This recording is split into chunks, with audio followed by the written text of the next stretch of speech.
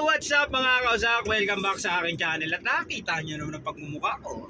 For today's vlog, may pupuntahan lang kami ng aking best friend, ng aking pinaka-idol sa lahat, ang pinaka-gwapo at pinaka-mabait at pinaka-bata sa lahat. What's up, yo? Yan, si Tokayo Roel, yun. Welcome back to work. Tapos na yung kanyang pag-iinarte. Hindi totoo yan. Absent. Absent yan. Kasakit kasi to. Kasakit sa utak. Kasakit sa utak kasi wasak din to eh.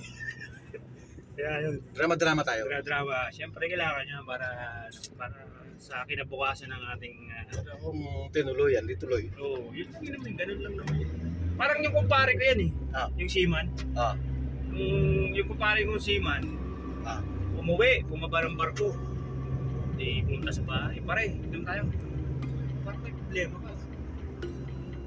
Misis ko na ulo ko. Paano mo nalaman? Sabi ko, may ebidensya ka. Pero, paano? Sa cellphone daw. Babasa. Sabi nung humingi ng payo sa akin. Baka sa account. Yung nga eh. Humingi ng payo. Sabi niya, pare, paano bang gagawin ko para mahuli? Ngayon, ganito gawin mo pare. Para sigurado kang talagang malaman mo naglolo ko yung message. Abangan mo na mag-chat sila magkita. Yun. Ngayon, pag nag-hotel sila, magdala ka na ng pulis. Yung sagot ba naman siya, ayaw niya makulong. Hindi, pinabayaan na lang. Hindi, mahal niya eh. Ayaw niya. Gusto niya lang mapatunayan na, sabi niya, gusto niya lang mapatunayan na naglolo ko lang, pero ayaw niya pakulong. Eh sabi ko, sige, ganun na lang gawin mo. Aktuhan mo na lang. Hulihin mo na lang. Pwede. Oo. Yan sagot sa akin, natatakot daw siya. Saan? Sa magagawa niya daw. Saan? Sa multo niya? Hindi, sa magagawa niya doon sa asawa niya, baka mapaksa ka lalaki. Nag-iingat. Oo. Sige, sabi ko, ganito. Paghanap ka na lang ng kasama at yun yung papasukin mo doon. Pwede. Ngayon, sige, yun, naisip niya. Ngayon, ito ngayon ginawa niya. Hindi niya ginamit yung sasakyan niya. Nag-arkila ng taxi. Kasi nakita niya, nakikita yung asawa niya sa kanyang kalapit sa hotel. Ayun, sumakay ng taxi, pumaras. Sabi niya, sundan niyo lang po yung sasakyan. Kasi sabi ng taxi, bakit? Kahit magkano ibigin sa'yo. Binigay. Sige. Ayun, nung pumunta na ngayon sa hotel, yung sasakyan, huminto nga yung taxi driver. Sabi niya, sir, pasukin mo natin sa labuan. Bibigyan kita ng 50 mil. Laki na. Sabi nung driver, anong gagawin ko sir? Pasukin mo yung asawa ko doon sa hotel, kaladkarin mo lang palabas. Sabi niya gano'n, yun okay na sa akin yun. Kakaibang tactics yan. Sabi ngayon nung taxi, cool! 50 mil eh. Diba? Hindi, ito ngayon, bumaba na yung driver. Katay na lang kayo sir, kakaladkarin ko. Bentay ngayon nung kumpare ko siya.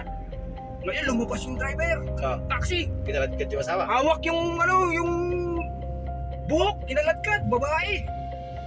Di lumabas ngayon yung kumpare kong si Manong. Sabi niya, Manong. Teka lang sir, Manong hindi yan ang asawa ko. Sabi nung taxi driver. Utayari. Sabi nung taxi.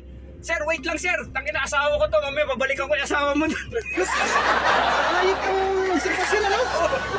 Saglo ko rin pala yung asawa ng taxi driver. Ito na lang yung asawa niya. Ayun na lang. Mamaya sir, babalikan ko may asawa mo doon. Asawa ko muna. Puta, pare-pare dyan kayo pagkagayan. Kaya nga eh. Pwede pala unahin muna yung asawa mo. Oo. Nakita nung taxi driver eh. Tangin asawa ko yun ah. Inuna mo na yun, kinaladkad palabas. Ayun. Bumaba yung... So ano nangyari? Bandang huli? Oo, hindi. Bumaba ngayon yung kumpare kong siman. Inawat eh. Manong, hindi yan yung asawa ko. Sabi nung taxi driver. Manong, wait lang. Asawa ko to. Babalikan ko muna yung asawa mo dun. Isip na kaya. Kaya mga kawasak, nandito tayo ngayon sa isang project pa. Daming binababa dito. Hindi ko alam anong gagawin dito. Sa pinasilip lang dito. Saka may kukunin kami pyesa dito eh. Ay, dami oh. Ha? Na ano? Yung belt oh. Ayan oh. Dito may kukunin kasi kami dito eh. Kaso hindi namin mabuksan eh. Problema dito eh. Sarado yung gate. Yung gate, yung pinto. May kukunin kasi kami pyesa sa loob. Hindi kayo. Hindi na makuha. na kailangan ng ano, sungkitin. Ayaw talaga eh.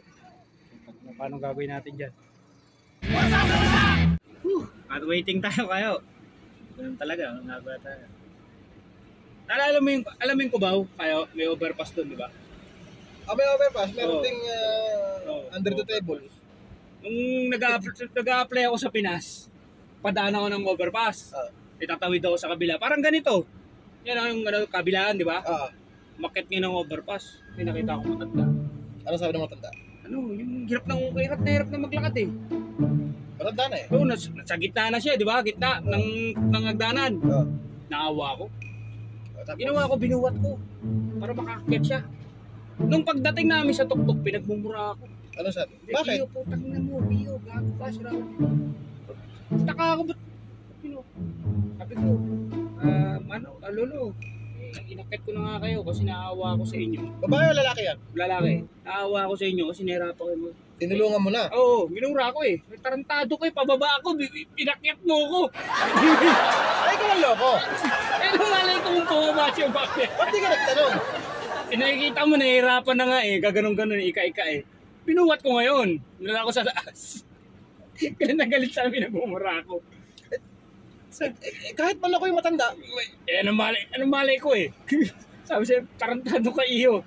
Pahirapan mo ko, ipababa ako, ba't inakyat mo ulit ako? Mabuti na lang, may bumata-bata pa ako. Loko-loko talaga. Loko-loko talaga. Loko-loko ka rin eh. Dito na ngayon. Yeah. Binaba ko na lang ulit, binuwat ko na ako. Eh ngayon, Salamat naman. Oo, salamat. Sinabutan ko lang ng 20. Magpakaswelo tayo. Binura ka na, binigyan pang benta. Oo, sabi sa akin, para sa pang 20, pang ano yung Merenda. Sige, na. Umakit namin ako. Di nandun na ako sa kabilang ano, kalsada. Oo. Tumara ngayon ako ng Apex. Puta ako ng ano eh, ng Hilpuyat eh. Okay. Tumara ako. Doon ako sumakay sa likod. Hindi sa harap. Hindi, doon sa Okay. pinakalikod niya. Kasi puno na yung sa harap, sa gitna eh. Doon sa likod. Passenger yan. Oo. Okay. Ngayon, pag sakay ko ngayon, dalawa lang kami sakay sa likod. Ang ganda ng babae na kasabay ko. Sexy! Kaya ganito lang yung, ano, palto. Woo! Yeah, boy. O, ano nangyari? Tapos, nag-cellphone, iPhone, bago, iPhone 15 yung cellphone. Sabi ko, may pahira itong babae. Ganda, kinis talaga ng mundo. Hindi umandar ngayon. Ngayon, yung papunta na ng GMA Kamuning. Okay. Huminto yung Apex, may sumakay, dalawa. Gaya naman. Dalawang lalaki. Ay bali tatlo sila. Yung isa sumakay dito sa Harap. sumiksik doon sa may gitnang upuan. Oo. Yung dalawa sumakay dito sa kasama. Eh, bukang hold-upper. Oo. Dito nga yung babae, pagsakay nakita ng babae maganda. Siyempre may iPhone eh. Oo.